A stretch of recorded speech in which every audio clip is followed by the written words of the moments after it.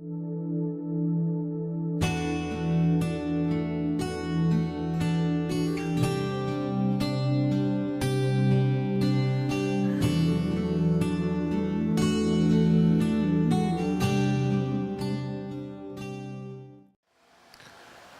maioria dos discípulos de Jesus viu Jesus vivo pela última vez lá no jardim do Getsemane. Naquele momento em que Jesus foi preso e levado para o Sinédrio. A maioria dos discípulos fugiu ali. Apenas Pedro e João seguiram Jesus até a casa do sumo sacerdote. Chegando à casa do sumo sacerdote, João entrou porque era conhecido e Pedro ficou do lado de fora. Mas João voltou, pediu ao porteiro que deixasse Pedro entrar, e Pedro então entrou, se aproximou do fogo para se esquentar naquela noite fria, e as pessoas começaram a questionar Pedro se ele também era galileu e se ele era discípulo de Jesus, e se ele tinha andado com Jesus, e Pedro nega ao Senhor 3 vezes. E o galo canta. E Pedro se lembra que o Senhor Jesus tinha dito que até o galo cantar 3 vezes, 2 vezes, ele o negaria 3. Pedro então amargurado, triste, chateado, vai embora. João continua seguindo Jesus, e ele segue Jesus por todo aquele suplício. Nós não temos notícia se os demais discípulos acompanharam todo o momento do julgamento diante de Pilatos. Acredito que de longe. Nós não sabemos se os discípulos acompanharam o momento dos açoites, da coroa de espinhos. Eu acredito que a maioria deles seguia de longe a Jesus enquanto ele subia na sua via dolorosa, ia em direção ao Calvário. Mas a Bíblia relata que quando Jesus foi pendurado na cruz, ali estava João, junto com algumas mulheres, entre elas Maria, mãe de Jesus, e Maria Madalena. Jesus estava ali pendurado na cruz e ele olha para João e diz: João, essa é a tua mãe agora, cuida da minha mãe. E eu imagino que naquele momento caiu nas costas de João um peso tão grande, uma responsabilidade tão grande. Eu imagino que João começou a andar até um pouco curvado. Ele tinha agora a responsabilidade de cuidar daquilo que Jesus não podia mais cuidar, que era sua mãe. Depois que tudo termina, Jesus é colocado no túmulo e os discípulos não foram lá. Conta que foi 2 outros discípulos de longe que conseguiram o túmulo, rapidamente cuidaram do seu corpo e o colocaram lá dentro, fecharam a porta da caverna com uma pedra e foram embora na sexta-feira de tarde. Passado todo o sábado, no domingo de manhã, nós bem sabemos que Maria Madalena se levantou, foi ao túmulo, encontrou o túmulo aberto e Jesus não estava. Ela saiu correndo e avisa os discípulos, e corre Pedro e João. Eles correm, João corre mais rápido, devia ser mais novo, chega na porta e não entra. Pedro entra rapidinho e vê que Jesus não está ali. Mas eles viram as costas e vão embora. Só fica ali Maria Madalena, chorando na porta do túmulo. E aí então ela tem uma visão maravilhosa, ela vê 2 anjos lá dentro. Mas ela continua chorando e perguntando: onde está o meu amado Senhor? Até que Jesus se mostra para ela. E então ela sai contando para todos, e conta para os discípulos: eu vi Jesus.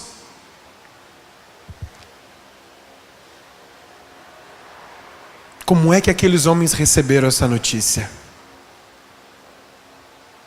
Não está escrito, mas eu imagino, porque eu sou tão humano quanto eles, que que com o peso de culpa que eu estaria carregando nesse momento, eu diria, eu até entendo por que Jesus não apareceu para mim. 10 podiam dizer assim, a gente fugiu na hora que ele mais precisou, a gente foi embora. Claro que Jesus não ia aparecer para a gente. Por que ele ia aparecer para mim? Eu nem mereço. Ele passou 3 anos cuidando da gente, e quando chegou no pior momento da sua vida, a gente saiu correndo, fugimos. Aí tu tem 10 dentro de uma sala fechada, portas trancadas com medo, achando que eles também seriam mortos pelos fariseus, pelos judeus. E tem 10 lá, acabrunhados no canto, só matutando. Se Jesus ressuscitou, não apareceu para mim. Tá bom, eu nem mereço mesmo. Mas do outro lado da sala está Pedro sentado. Só que Pedro está mais angustiado que todo mundo. Eu consigo imaginar Pedro sentado dizendo assim, que eu fui fazer? Ele me avisou que eu ia negar, e eu me achei o bom. Eu disse que jamais o negaria, que eu iria com ele até a morte, e agora eu quero mesmo morrer. Fugi da morte, menti, neguei Jesus por medo da morte, mas agora eu acho que só a morte resolve essa culpa, essa angústia que eu estou sentindo. E você tem Pedro lá, porque judeu é muito emocional, né? Você sabe disso, né? Os judeus, eles rasgavam as vestes, jogavam areia na cabeça. Ele estava mal acabado no canto lá, o Pedro. Angustiado, se sentindo culpado, não se sentindo digno e dizendo, eu não vi Jesus no túmulo porque eu não mereço. Já é bom demais que o Senhor esteja vivo. Se eu não vi, tudo bem. Mas tem João também. Eu já imagino João sentado, sem muita angústia no sentido de culpa ou remorso do que fez, mas angustiado pelas responsabilidades, ansioso pelo dia de amanhã e pensando como vai ser. Agora eu tenho que cuidar da mãe de Jesus. E tem esse monte de discípulos, o que nós vamos fazer? Como é que nós vamos continuar o que Jesus mandou continuar? Como é que a gente vai cuidar dessas pessoas? Como é que eu vou dar jeito de cuidar da mãe do Senhor?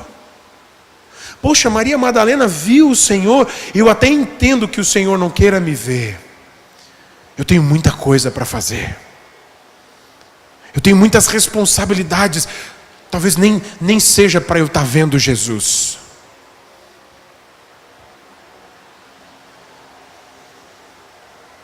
A angústia do coração daqueles homens devia ser algo avassalador. Só que naquela tarde, eles tiveram um encontro com a paz. Um encontro que eu espero que você também tenha nessa noite. Um encontro que eu espero que você tenha nessa noite, para que você possa sair daqui em paz. No mesmo capítulo que nós lemos na semana passada, João, capítulo 20, versículo 19. Nós temos a continuação da história, depois que Maria Madalena chega aos discípulos e diz que viu o Senhor de manhã cedo. Diz a palavra de Deus em João 20, 19. Ao cair da tarde daquele dia, o primeiro da semana, trancadas as portas da casa onde estavam os discípulos, com medo dos judeus, veio Jesus, pôs-se no meio e disse-lhes: paz seja convosco. E dizendo isto, lhes mostrou as mãos e o lado perfurado. Alegraram-se, portanto, os discípulos ao verem o Senhor. Disse-lhes, pois, Jesus outra vez: paz seja convosco. Assim como o Pai me enviou, eu também vos envio. E havendo dito isto, soprou sobre eles e disse-lhes: recebei o Espírito Santo. Se de alguns perdoardes os pecados, são-lhes perdoados; se lhes retiverdes, são retidos. Queridos, muitos de nós temos estado diante de Deus, sentindo-se indignos. Alguns sentem que não estão no nível de terem experiências com Deus marcantes. Muitas pessoas dizem que elas não têm um compromisso com Jesus suficiente para que Deus se revele para elas. Então elas se contentam em ouvir falar daquelas pessoas que têm uma experiência com Deus, ouvir uma boa pregação de um bom pastor, de um bom pregador que teve experiências com anjos, que viu a Deus, que viu Jesus. Ouvir boas histórias daqueles que viveram milagres já é muito bom, e algumas pessoas se contentam com isso. São 10 os discípulos que se contentam com isso. Fazendo uma analogia com a história. Um grande grupo se contenta em ouvir daquilo que acontece. Ouvir sobre o poder de Deus, mas não experimentar. Outros carregam um peso tão grande no coração de terem negado o Senhor, ou de estarem negando o Senhor todos os dias.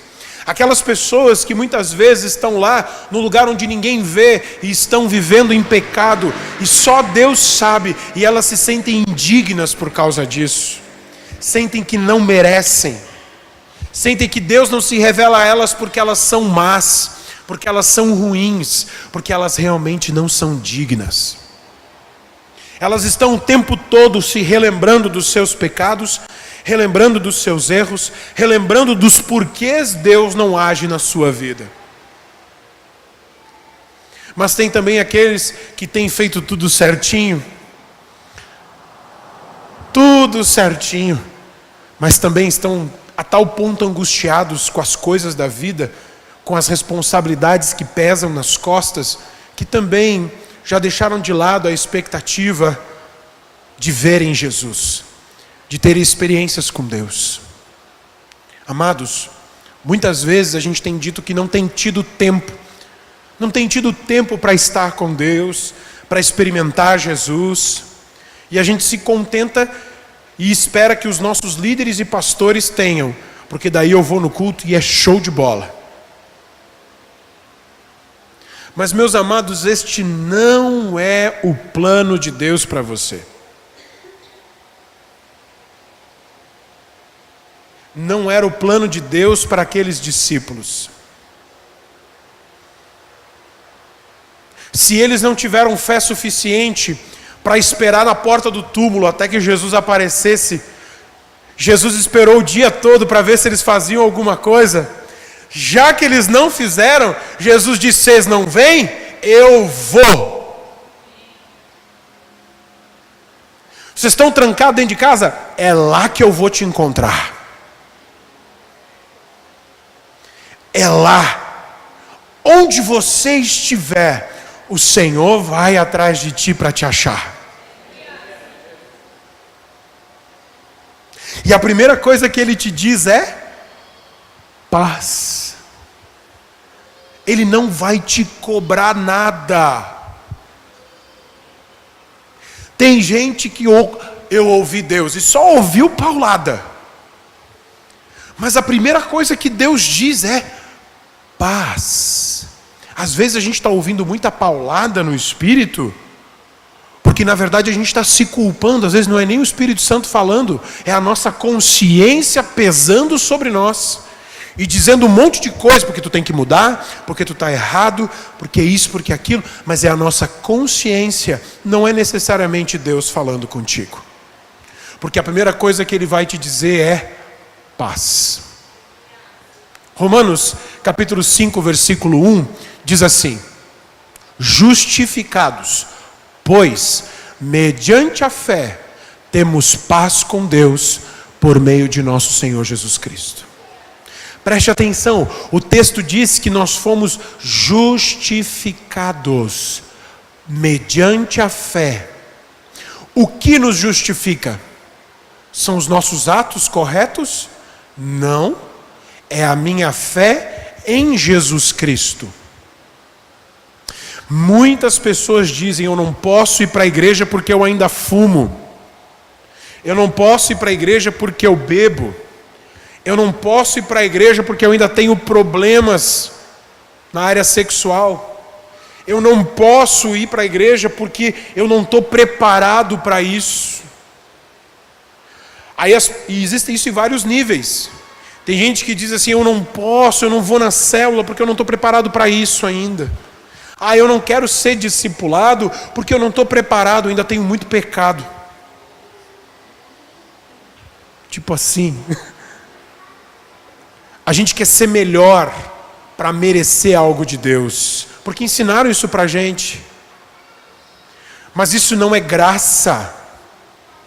Quando Jesus morreu na cruz, Ele fez um ato de favor, graça. Você nunca vai fazer por merecer. Nunca.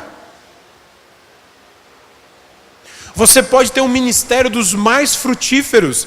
Você pode dar as maiores ofertas. Você pode ter a família mais exemplar da cidade.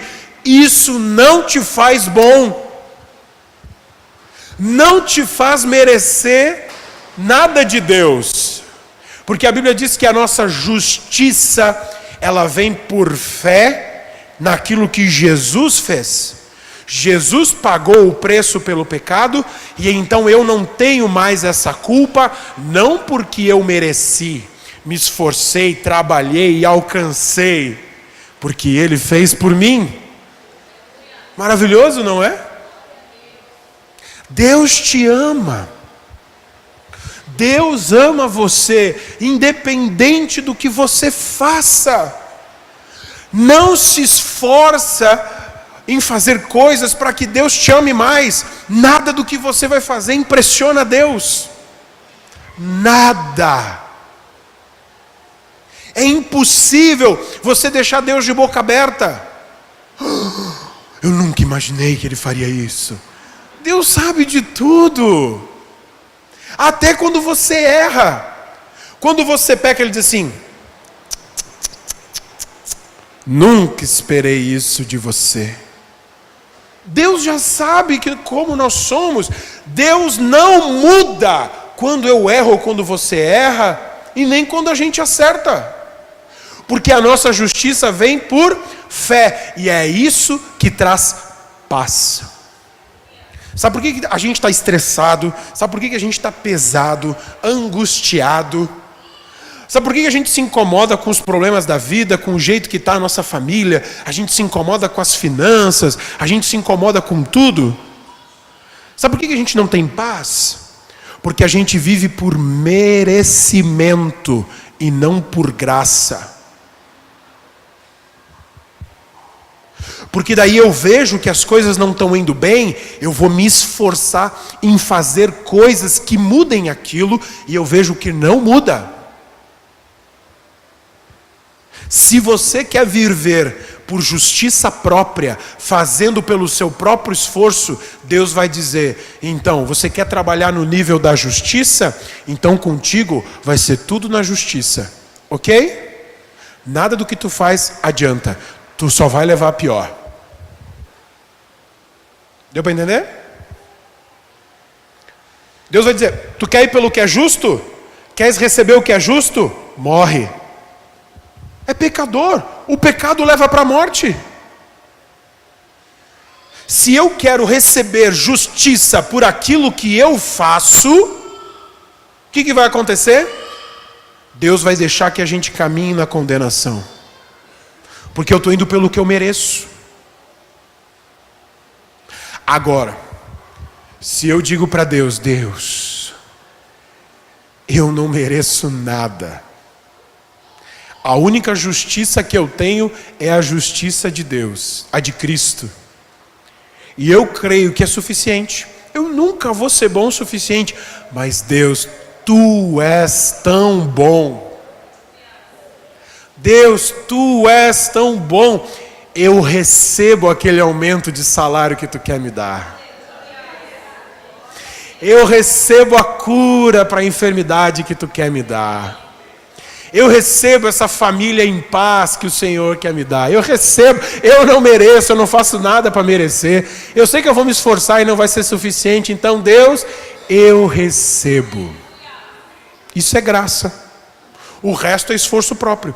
Onde é que está meu esforço? Está no buscar a Deus. O meu esforço não é em fazer coisas justas que façam eu merecer retribuições de Deus, mas sim, o meu esforço é em uma única coisa, uma coisa só, é estar com Deus a ponto de receber dele paz. Porque daí, quando eu vou diante de Deus com o meu caderninho financeiro e digo, Deus, está vendo aqui, ó, não fecha a conta, não vai fechar a conta do financeiro esse mês, Deus. Obrigado, porque eu sei que o Senhor vai suprir.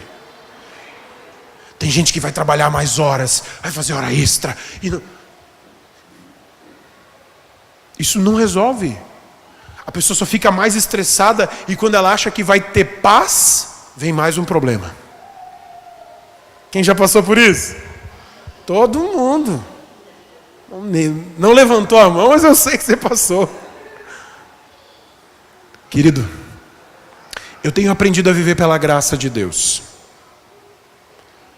Porque quanto mais eu descubro que eu não presto, mais eu digo, Deus, eu preciso de Ti. Oh, me ajuda. Me ajuda porque eu não mereço. Isso é graça. Só que eles estavam lá, dentro daquela sala, os discípulos pensando, nós não merecemos Jesus. Nós não merecemos ser chamados de discípulos. Nós não merecemos ser chamados de apóstolos. A gente não merece nada. Aí quando Jesus vem, Jesus diz assim, paz. Sabe o que significa essa paz? A palavra é eirene. A palavra eirene no grego significa prosperidade completa. Saúde, alegria, dinheiro, é tudo. Paz é você estar num estado de satisfação, em que você não tem tudo o que quer, mas tem tudo o que precisa. Nada te falta. E você também você não se contenta com miséria, você não se contenta com pouco, você tem tudo o que precisa. E a primeira coisa que Jesus disse foi, paz. E é muito interessante que no texto mostra o quê? Que Jesus chegou e disse, paz seja convosco, e mostrou as suas feridas. Olha o que diz Isaías 53, versículo 5. Mas ele foi traspassado pelas nossas transgressões e moído pelas nossas iniquidades. O castigo que nos traz a paz. Nós pensamos muitas vezes que merecemos. Não, tenho que passar pela coisa ruim mesmo, porque eu mereço. Mereço estar doente, mereço esse marido, mereço essa mulher, mereço passar pelo que eu estou passando, porque eu fiz muita coisa ruim. Aí tem gente que diz, eu não mereci essa vida. Tem os dois extremos. Mas a realidade do Evangelho é a seguinte, que o castigo que traz paz, Deus tirou de cima de mim e estava sobre ele, e pelas suas pisaduras, pelas suas feridas, nós fomos curados. Isso é graça. E naquele momento, os discípulos estavam pensando, como nós vamos retomar a nossa vida a partir de agora? Com que cara eu volto para Galileia para voltar a pescar? Levi, o publicano, o cara que cobrava impostos, ele ficou pensando, como é que eu volto para a coletoria? O que eu vou fazer da minha vida? Já não tem mais sentido. E muitas pessoas estão nessa encruzilhada da vida, em que tiveram uma experiência com Deus, mas de alguma forma decaíram da graça, vivem pelo merecimento, estão vivendo uma vida em que elas estão só colhendo aquilo que plantaram, mas também não estão buscando na graça de Deus uma transformação de vida. Não é preciso você passar por castigos, porque o castigo que traz paz, ou seja, os seus erros precisavam de castigo, mas Deus disse assim: eu não vou te castigar, eu vou castigar Jesus, e para mim está resolvido o assunto. Isso é graça.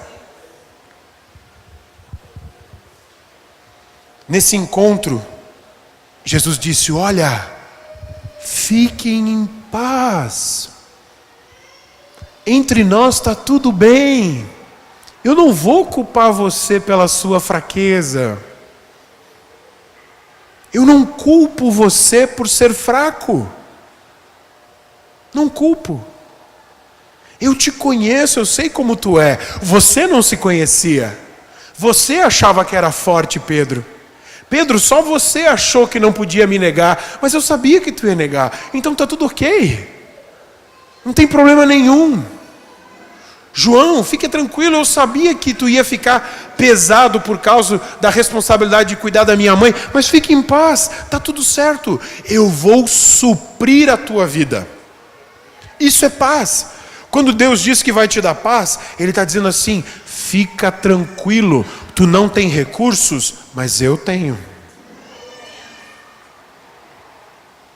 Calma.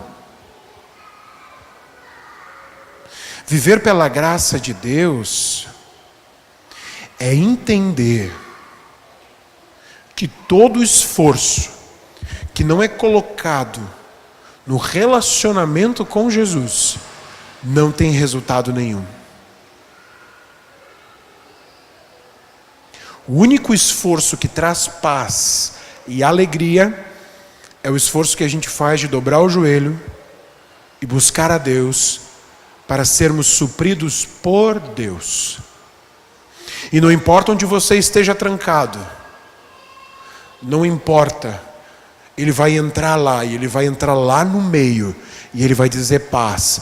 Ele vai mostrar as feridas para você ver. Ó, está resolvido.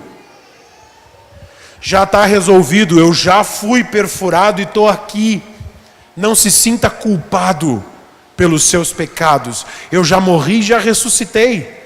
Eu estou vivo. As marcas do pecado estão aqui, mas o problema já não existe mais.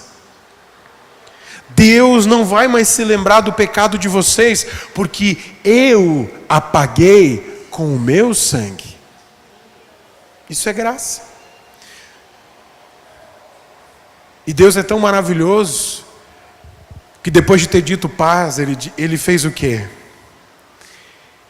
Ele renovou o chamado daqueles homens. Ele disse assim: assim como o Pai me enviou, eu envio vocês.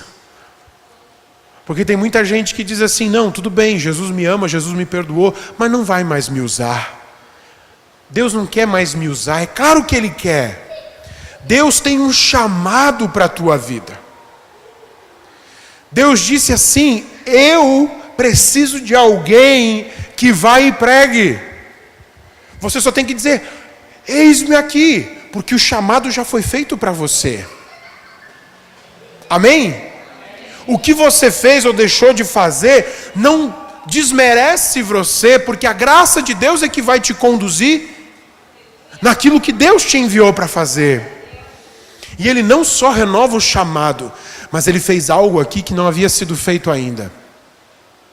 É bem interessante, a Bíblia diz que Jesus soprou sobre eles e disse: recebei o Espírito Santo. Vamos lembrar? Até então eles não tinham o Espírito Santo. Por que Pedro negou Jesus? Pedro não era nascido de novo. Jesus não tinha morrido ainda. Eles ainda estavam debaixo da lei do pecado. Naquele momento eles não conheciam a graça de Deus ainda. Porque eles tinham andado com Jesus todos aqueles anos, mas o Espírito Santo estava dentro de Jesus. E aí ele disse: olha, eu tenho que ir ao Pai para lhes enviar o Consolador. tem dois eventos. Um evento em que Jesus coloca o Espírito Santo dentro deles, e um outro evento em que o Espírito Santo vem e os reveste de poder. São dois momentos. João 20 nos mostra quando eles são enchidos, cheios interiormente com o Espírito Santo. Ele disse: recebei o Espírito. E eles receberam ali. O Espírito Santo passou a habitar dentro deles. E ali começa a transformação de vida em Pedro, em João, nos outros discípulos. Eles receberam ali. Lá no Pentecostes foi um revestimento de poder, foi um outro evento. Quando você recebe Jesus e você diz: Jesus, vem morar no meu coração, quem é que vem? O Espírito Santo. E aí você nasce de novo. Mas o batismo no Espírito Santo é um outro evento em que você é revestido de poder. É dentro e fora. Neste momento, Jesus estava providenciando o novo nascimento. E Jesus estava pregando o Evangelho, estava dizendo: fica em paz. Até então vocês tinham que pagar pelos pecados. Agora eu já paguei. Vocês cometeram erros comigo, mas está tudo resolvido. Fique em paz. Nasçam de novo. Eles receberam o Espírito e nasceram de novo. Jesus deu a capacidade deles de viverem uma nova vida. Até então eles não tinham como, agora sim. E é muito interessante, queridos, que a última coisa que Jesus diz é: se vocês perdoarem, as pessoas receberão perdão. Só que se vocês não perdoarem, o perdão não vai ter efeito sobre a vida das pessoas. Eu me questiono por que isso está junto nesse evento. É porque com certeza é relevante para a situação. Deus te deu paz. Paz completa com Deus. Você já não é mais inimigo de Deus e não precisa carregar culpa nenhuma. Mas por que a gente carrega tanta culpa às vezes, tanto peso, tanta angústia, se eu já tenho dentro de mim o Espírito Santo? Porque tudo aquilo que eu retenho de perdão é o perdão que eu não recebo.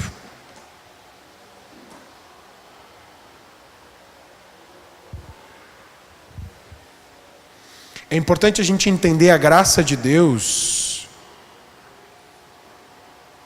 É importante eu entender a graça de Deus como algo constante sobre a minha vida. Só que toda vez que eu não perdoo, eu não estou usando de graça. Porque a pessoa não merece perdão. Mas se eu perdoo, eu estou sendo gracioso como Deus foi gracioso comigo. Se eu não uso graça para perdoar o outro, eu também não recebo graça.